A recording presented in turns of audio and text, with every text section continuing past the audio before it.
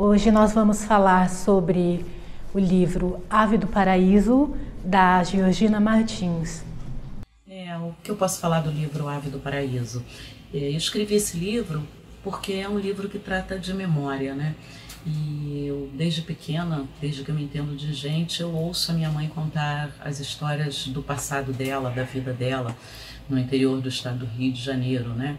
Então eu queria preservar essa memória, queria guardar essa memória e queria transmitir para outras pessoas, né? Minha mãe hoje está com 86 anos e ela fala muito do passado, fala muitas histórias. E esse livro é a história de uma menina, personagem, é uma menina que em 1945, durante a 1943, 44, durante a Segunda Guerra Mundial, viveu no estado do Rio de Janeiro, no interior do estado, sendo colono. A família morava de favor numa fazenda, e é uma menina que tem uma família muito pobre e que viviam da terra, do trabalho na terra, e tudo que eles faziam eles tinham que dividir com os patrões, né, com os donos da terra.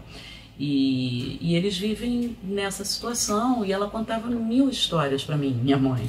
Então eu criei essa personagem pensando nela. Na verdade, essa menina que conta, que narra essa história, é uma narradora em primeira pessoa, é uma narradora que está falando da sua vida, está falando da sua infância e da sua adolescência em Ave do Paraíso.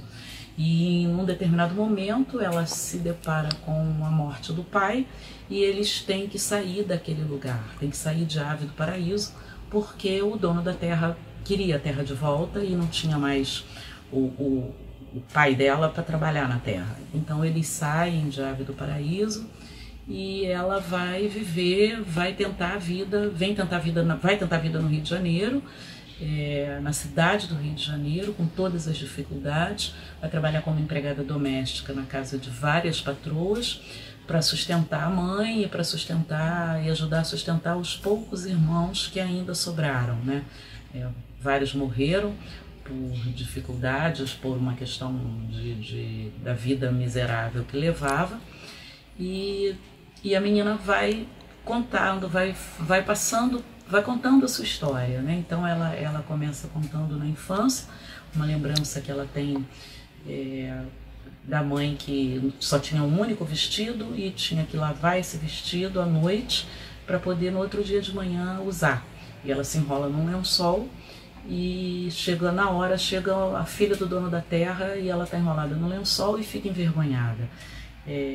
Então a partir dessa história, isso detona várias histórias na cabeça dela, detona a memória, faz com que ela se lembre desse passado dela, e ela vai contando a história da vida dela, que é uma história de muita luta, de muita dificuldade, mas é contada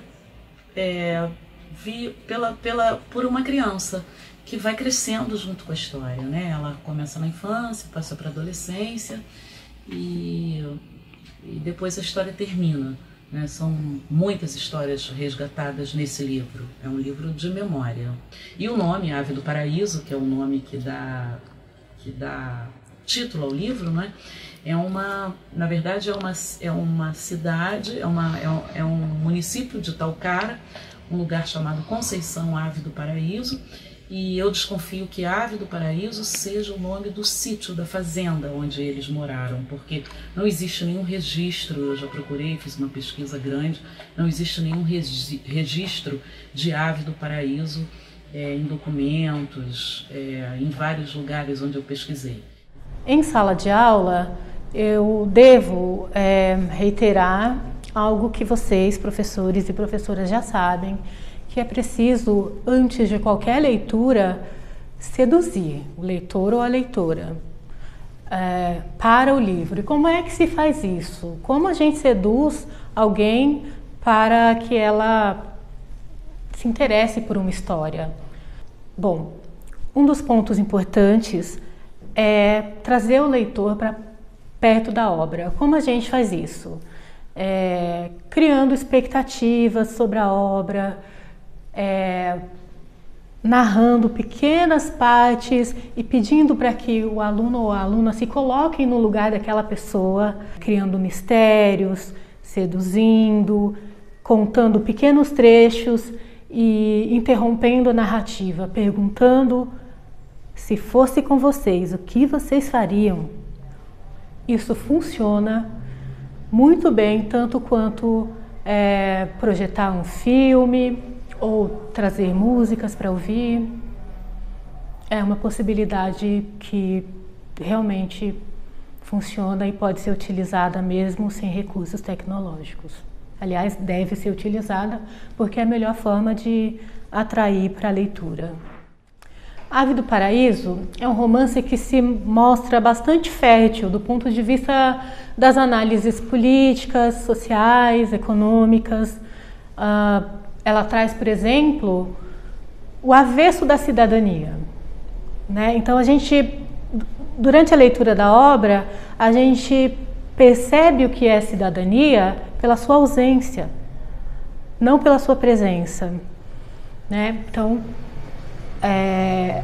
a família da protagonista, Célia, ela não vive em condições dignas, né? Não tem um bom lugar para morar, um lugar que seja confortável, ou seja, o seu direito à moradia está sendo negado. Também, enquanto criança, a Célia e os seus irmãos e irmãs têm negado o direito à infância, porque aos 12 anos ela já é obrigada a ir trabalhar na casa de outra pessoa, a tomar conta de outras crianças. Então é uma criança que toma conta de outras crianças e isso lhe rouba a infância, de certa forma. Então, assim, é um livro bastante pertinente nesse sentido, para analisar as relações de cidadania e não cidadania, as questões sociais e econômicas que vigoram, né, no nosso país. Hoje, professor, professora, a gente espera que este vídeo tenha sido útil e a gente gostaria de dizer que vocês têm uma obra muito bonita, muito bela em mãos e que a partir dela vocês certamente ampliarão seus conhecimentos tanto sobre o mundo literário quanto sobre a vida dos seus alunos e alunas. E isso é material fundamental para que a gente trabalhe bem.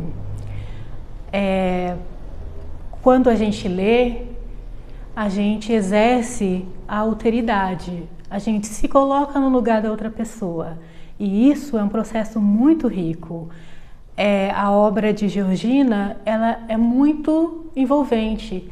Então aproveitem que vocês têm um bom material e levem a literatura para a sala de aula, porque ela tem muito a oferecer do ponto de vista humano.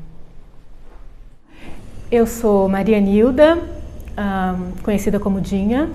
Eu sou poeta, sou doutora em letras, pesquisadora da área de literaturas brasileiras, africanas, afro-brasileiras também. Eu sou também editora independente e sou professora da Rede Pública Municipal de Ensino da cidade de São Paulo.